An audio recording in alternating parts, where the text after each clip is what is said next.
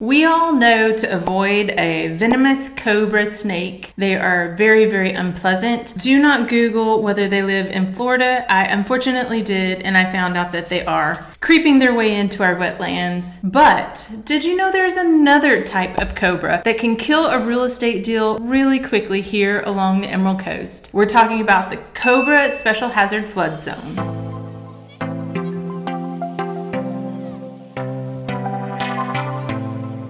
Congress passed the Coastal Barrier Resource Act of 1982 to remove any federal incentive to develop some of the highest risk, most environmentally sensitive areas along the coast. So CBRA zone designations do not prevent development on these special resource areas. It just kind of puts a deterrent on it to minimize how quickly somebody's going to go out and develop those properties. The main deterrents are any kind of federal assistance you might get, particularly as far as purchasing real estate is in the form of federally backed loans and the all-elusive flood insurance through the National Flood Insurance Program. So slightly confusing, a CBRA zone actually has nothing to do with a property's flood zone. However, it is identified on the National Flood Insurance Program's map. So it's called a special hazard flood zone because where it's mapped, specifically because that's where they identify that we as FEMA, the federal government, are not going to pay for this insurance for these particular properties.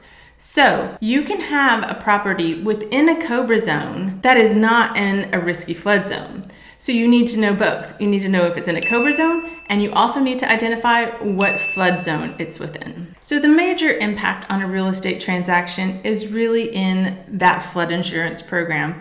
So if you are purchasing a property within a CBRA zone with a mortgage, you are going to be required to get flood insurance, aka through a private sector. Most cash buyers are still going to want to have some sort of flood policy. It's just good practice. So know that you're going to be adding a little more bang for your buck, a little more to your bottom line. Currently in our insurance crisis here in Florida, a home that is in a CBRA zone that is in the lowest risk flood plain map for about 3,000 square foot is looking at around $4,000 a year in privatized insurance. That's just for flood. If you're looking to purchase property in Destin, Florida, there are several really popular high-in-demand neighborhoods that are within the CBRA zone designation. And that's going to be Kelly Plantation, Regatta Bay, and Emerald Bay. Just as a lump sum, all of them are in the CBRA zone. So within these really coveted neighborhoods, there are a few exceptions of property that are no longer within the CBRA designation because they have gone and applied for and received a LOMA letter. That is a letter of map amendment. That is, the property owner has applied through the federal government to have their particular parcel